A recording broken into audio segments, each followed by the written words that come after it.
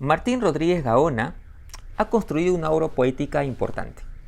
Él empezó a publicar en Lima allá por los años 90, primero Efectos Personales en 1992, luego en 1997 publica Pista de Baile, luego se va a Estados Unidos a estudiar y luego finalmente recala en España, país donde radica hasta la fecha.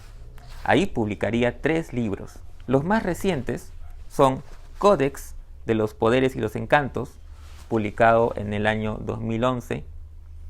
Luego publicaría Madrid, Línea Circular, en el año 2013. Y este año acaba de publicar un nuevo poemario. Se trata de Motivos fuera del tiempo, las ruinas, publicado por la prestigiosa editorial Pretextos, allá en España. Justamente sobre este libro que gira en torno a la belleza y a la memoria, conversé con Martín y quiero compartir con ustedes dicha conversación.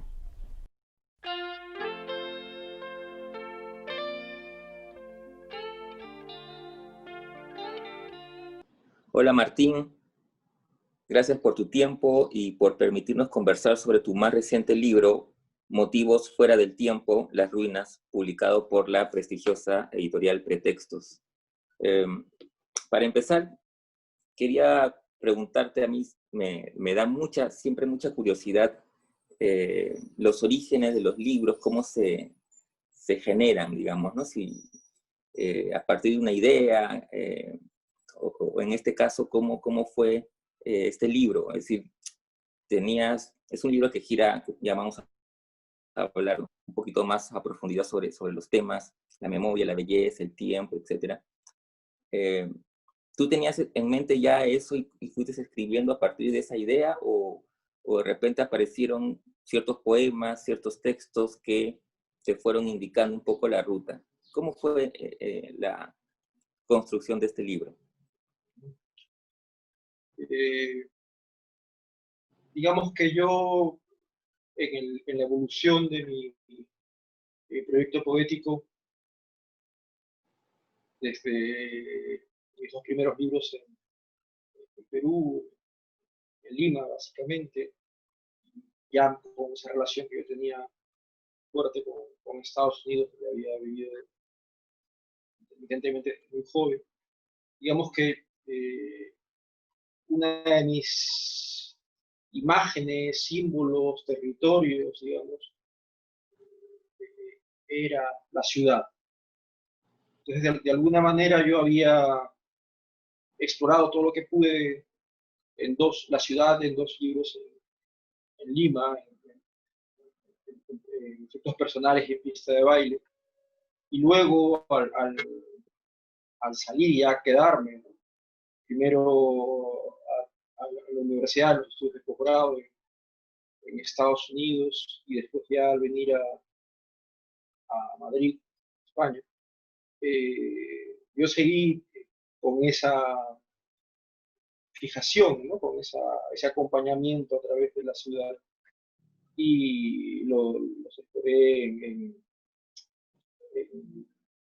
Madrid Línea Circular, que era el proyecto, digamos, más largo, más ambicioso, más difícil que asumí de retratar la ciudad en el cambio de siglo, y el Códice de los Poderes y los Encantos, que era una ciudad contrastada bajo lo mítico, épico, poniendo dos o más realidades que en realidad representaban la realidad que simbolizaban las realidades del primer mundo y el tercer mundo, incluso con referencias al siglo XVII. Entonces yo, digamos que de alguna manera había agotado, creía yo que había agotado mi experiencia con la ciudad. Y eso me da un poco de temor, el temor de quedarte vacío, ¿no? De quedarte sin.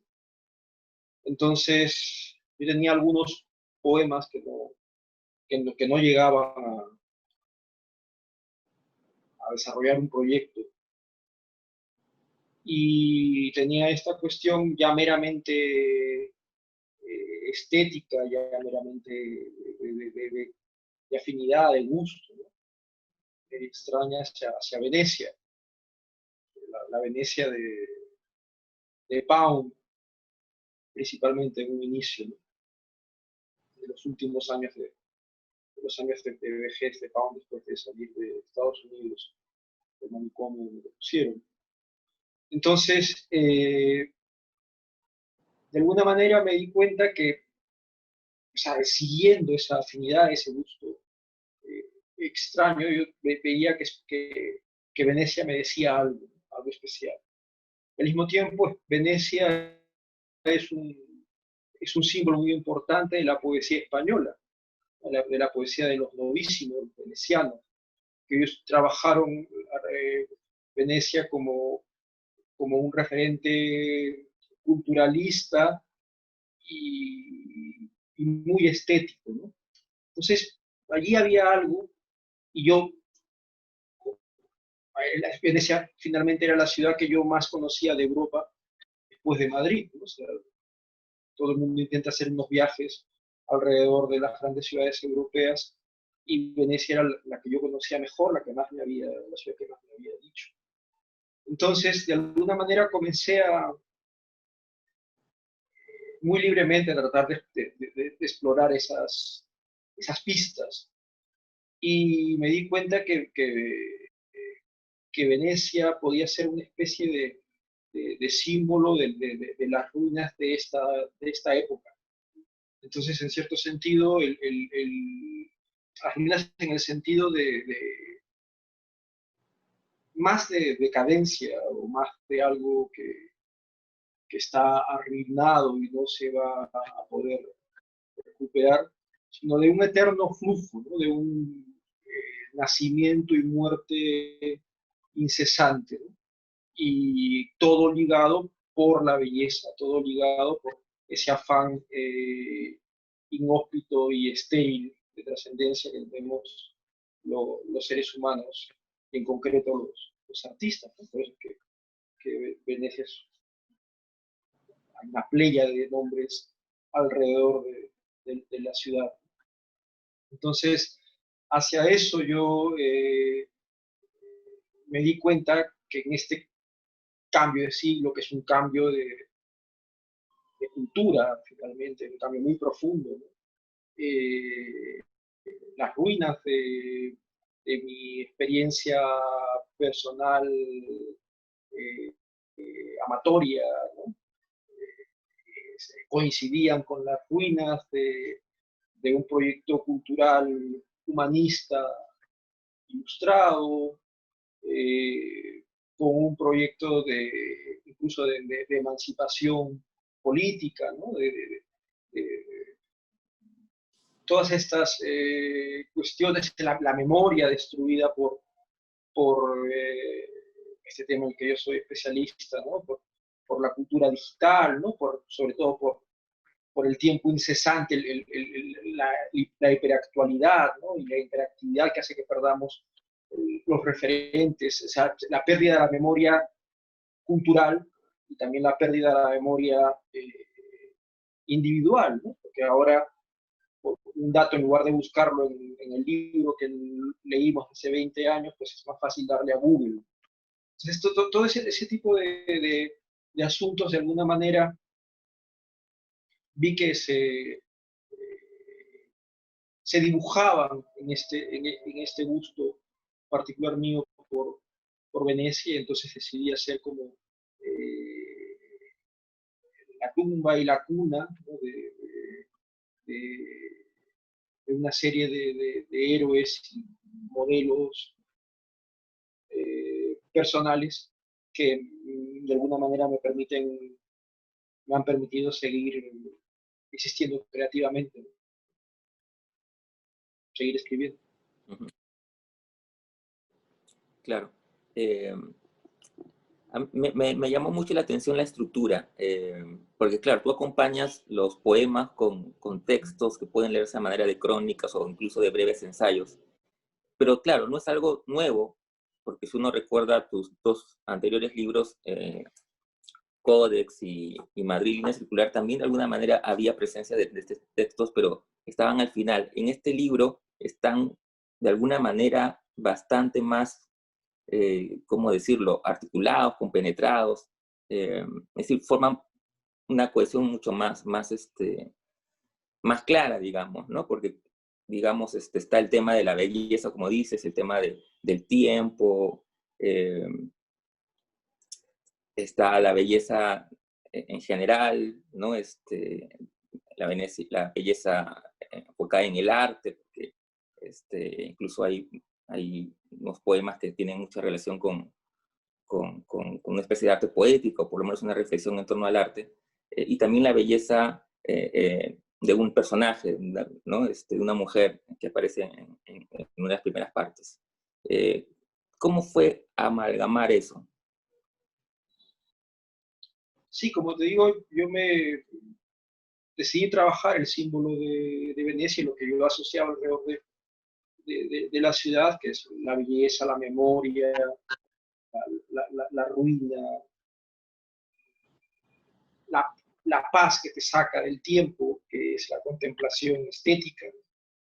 Entonces, digamos que todo esto yo, además, digamos, de crisis personales, ¿no? Crisis personales relacionadas con perder grandes amores, ¿no?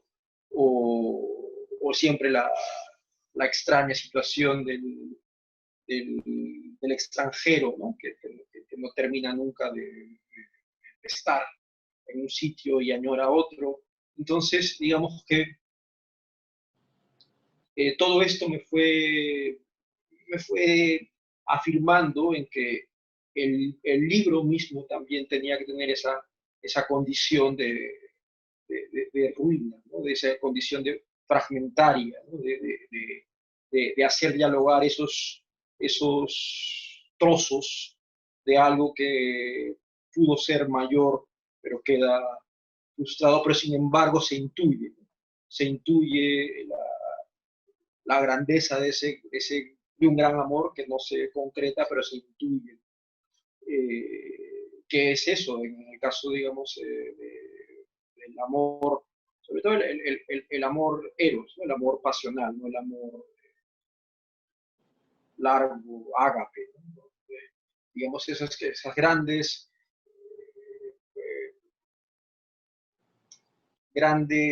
anhelos, grandes esfuerzos propios de una edad que los asumes así y terminan muchas veces no muy bien. Entonces, digamos que eso te afecta porque es tu vida, pero si lo relativizas un poco, lo ves en cierta perspectiva, le pasa a casi todo el mundo y al final terminas agradeciendo.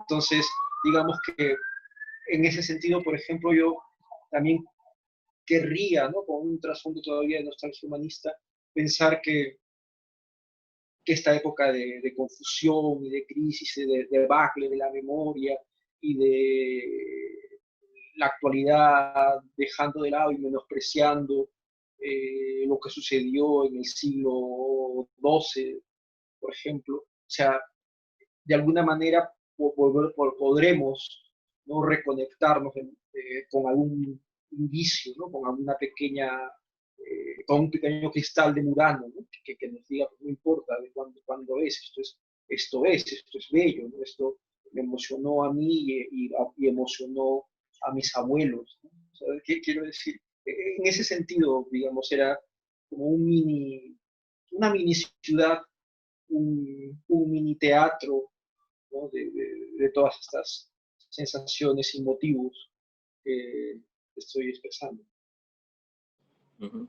Claro, esa idea de la trascendencia que mencionas, eh, digamos, en contraposición con lo que podríamos llamar efímero de estos tiempos tecnológicos, me parece que de alguna manera, corrígeme si de repente, por lo menos mi lectura, ahora que mencionas eso, me hizo recordar el final del libro, ¿no? En esa suerte de diálogo con Eurídice, en el que se dice, las palabras viajarán y tú viajarás eternamente en las palabras, en el eco de las palabras. Entonces uno piensa que es ahí justamente el espacio de la memoria, de la trascendencia y finalmente de la eternidad, de alguna manera. Claro, la eternidad en dimensión humana. O sea, es lo que es el arte, la literatura y la poesía. Es en una dimensión humana, que es muy distinta a la dimensión de la naturaleza, por ejemplo, que nadie puede abarcarla en un poema, ¿no? Y que ahora precisamente estamos en esta peste mundial y veneciana también, ¿no? Entonces, sí, el libro está lleno de ecos, o sea, son homenajes, celebraciones, ecos, y dentro de esas voces y esos grandes artistas se convierten en símbolos. Entonces, allí está no solamente el primer poeta mítico, que es Orfeo, sino también está Pound, te digo que personalmente es un héroe prácticamente de mi adolescencia poética, pero también con Pound está Diaghilev, el gran empresario de los rusos, está Marcel Proust, con la memoria y sus veraneos burgueses decadentes en Venecia, está Thomas Mann, Tazio, está Walter Benjamin, que es la figura, digamos, trágica, que es el emblema del último europeo, ¿no? Porque antes había el último romano, Benjamin es el último europeo, ¿no? Que es capaz de sacrificarse por esa idea, ¿no? Y en realidad, dentro de todos estos eh, personajes, símbolos, héroes, digamos, en este año se cumple un aniversario de la muerte de Benjamin, 80 años, y esa figura del intelectual perseguido, denostado, prácticamente inédito en su época, eh, poco práctico, viviendo en un mundo abstracto, celestial de las ideas y con una intuición que ahora parece todo muy elemental, pero digamos que alguien que en los años 20 estudiaba con la misma lucidez, con el mismo brillo, el barroco alemán, los juguetes y la estética urbana, pues ¿no? Era el cine o la fotografía, todo era como algo realmente muy, y con ese, conciliando cosas irreconciliables aparentemente, ¿no?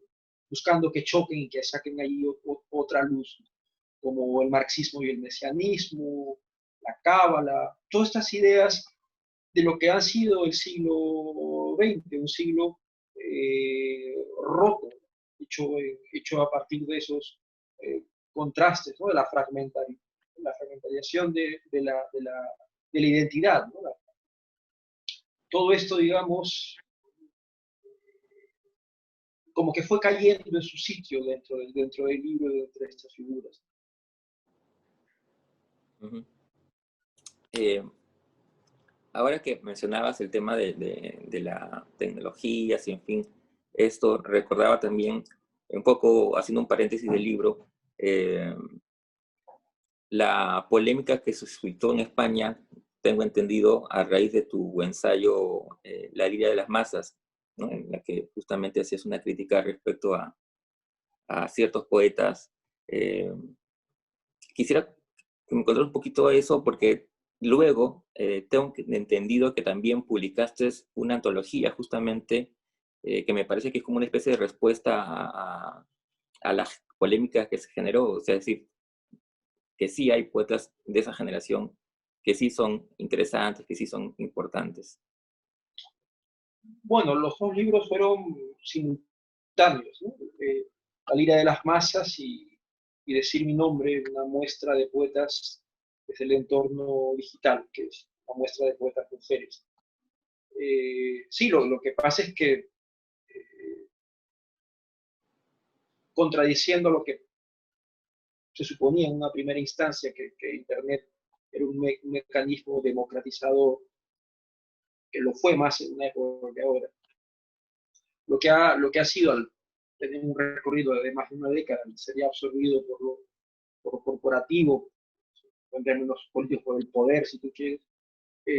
Simplemente se necesita, el poder busca lucrar, busca rentabilizar y crea figuras, y con dos figuras tiene suficiente, y en realidad pues hay 100, pero ya escogiste dos, y se suele escoger pues, lo más digerible, lo más fácil, lo más atractivo, lo más... Entonces eso es lo que pasó en primera instancia, todavía dentro de la ciudad letrada, pero el poder del medio es tan brutal que rompe la ciudad letrada. Entonces ya han entrado unos pseudopoetas que practican lo que llamamos la poesía pop adolescente, que en realidad no tienen nada que ver con la poesía de verdad, o sea, escriben a un nivel de un adolescente enamorado y sin mayores lecturas, ¿no? Entonces, digamos, es eso, el mercado ha logrado, el poder corporativo ha logrado que tenga gran visibilidad y ha trastornado todo, digamos. Entonces, de cierta manera, digamos, como regresando, digamos, un poco a lo de Benjamin y a lo de sus amigos de la escuela de Frankfurt como Adorno, digamos, ahí hay la prueba de los excesos que fácilmente puede llegar la cultura popular industrializada, mal, mal planteada. Entonces, digamos, yo lo estoy viendo así como que todavía como mi generación tenía un proyecto, un sueño, un gusto, como quieras llamarlo, entre conciliar la alta cultura y la cultura popular, industrializada, ¿no? Pero eso se está destruyendo. O sea, ya no es posible, aparentemente no va a ser posible un diálogo, sino va a haber una confrontación brutal. Entonces, de alguna manera, también en el libro está esa nostalgia, porque yo logro meter en Venecia con derecho propio, porque está ahí, porque fue su intención, porque se emocionó igual que yo con Venecia, pues a Madonna, a Madonna que filma allí el video de Like a Virgin, y además es Madonna, que es una mujer, siempre ha sido muy inteligente, eh, va vestida con su ropa de neoyorquina de barrio bajo, va Madonna vestida, en España llaman así como choni, o sea, va así va, y así se siente la reina de Venecia. Pues, eso es un uso inteligente de la cultura popular, digamos, que era lo que estaba en el proyecto, si tú quieres, del rock desde los 60 o del cine, en el cine estadounidense de los años 70, y todo eso, pues, lamentablemente se ha venido al suelo, digamos.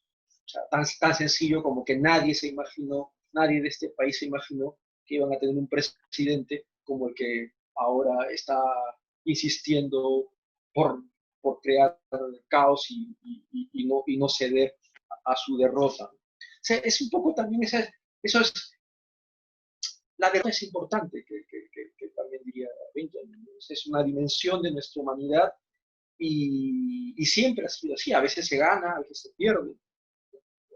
Esperemos que al final el balance no sea favorable, pero lo que está propiciando el narcisismo de las redes con los influencers, con el populismo político sistémico, lo que es Trump y Bolsonaro y en España Vox, todo eso está muy relacionado, todo eso es parte de ese quiebre, ¿no? De una cultura, de un proyecto humanista ilustrado, que fue muy criticado por el posmodernismo, pero que nadie pensó que iba a ser esa crítica instrumentalizada para, para llevarnos a lo que estamos. Entonces, sí, hay muchas cosas. O sea, y dentro de la gente que yo rescato en el libro, pues en particular, por ejemplo, Thomas Mann y Proust vieron eso, ¿no? Vieron la debacle del siglo XX y ellos no eran en absoluto vanguardistas. Su obra era genial en el caso de Proust, pero trataban de hacer dialogar a dos tiempos. Entonces, eso yo creo que es importante y creo que me corresponde a mí por eso, por una cuestión de procedencia. Yo soy, como somos los peruanos, por lo menos, digamos, los del mundo de las letras, somos occidentales periféricos. Yo soy un occidental periférico y pues, reivindico esa, como tantos buenísimos que hasta me da un poco de bochorno mencionar, ¿no? Como Borges, por ejemplo, que es, o como el propio, con todas las salvedades, Cavafis, ¿no? O sea, digamos, esas que son identidades finalmente muy contemporáneas, ¿no? Muy contemporáneas, sí, por ahí va el asunto. Ujú. Muchas gracias. Solamente para terminar, una curiosidad del lector. Yo he disfrutado mucho este último libro, como he disfrutado tus otros libros, y en un poema eh, me hizo recordar a tu primer libro. No sé si fue un guiño consciente o inconsciente, o quizás fue mi lectura muy singular, digamos, ¿no? Un poema en el que dice algo así como, me gustaría saber qué es lo que comes, cuántas veces piensas antes de tocar ese pedazo de pan, cuál será tu postre, quién tendrá el privilegio de ser bañado con tus ojos mientras saboreas media taza de café. No sé por qué me hizo pensar en tu primer libro, en efectos personales. Sí, puede ser, ¿no? Lo que pasa es que lo fascinante del amor es que nos hace ver el mundo de nuevo por primera vez. Entonces, Efectos Personales es mi primer libro, tenía pues esa genialidad, esa frescura, ¿no? Esa necesidad, ¿no? De expresar en este caso esos sentimientos amorosos y cuando sucede, cuando vuelve a suceder, pues, parecido, ¿no? O sea, en realidad es también parte de la idea de la ruina y del eterno morir y del eterno nacer, ¿no? O sea, no somos únicos en nada. O sea, ni siquiera cuando la persona que nos está amando nos ama como ya amó y como ya amará, o como en un futuro amará, porque el amor está, digamos, en ella, o en él, pero el amor en sí mismo es una fuerza que nos, que nos conforma, nos destruye y nos excede. O sea, si no hubiésemos existido, seguiría habiendo amor, seguiría habiendo una playa de gente cantándole a Venecia, gente de distintas partes del mundo, algunos que se podían llevar mal entre sí o tener ciertos recelos, como por ejemplo Brodsky con Pound, ¿no? Por la cuestión judía, o ser refinadísimos y afectados como Stravinsky, o totalmente campechanos y exuberantes como Fellini. Da lo mismo, tú vas ahí, ves la belleza te transforma, y si investigas un poco te das cuenta que esa belleza no es inocente ni es gratuita, es un mecanismo de control, es parte de una estrategia de dominio, pero de la misma manera, pues, ¿qué más da? Te entregas. Es igual como el riesgo que tenemos que vencer para amar.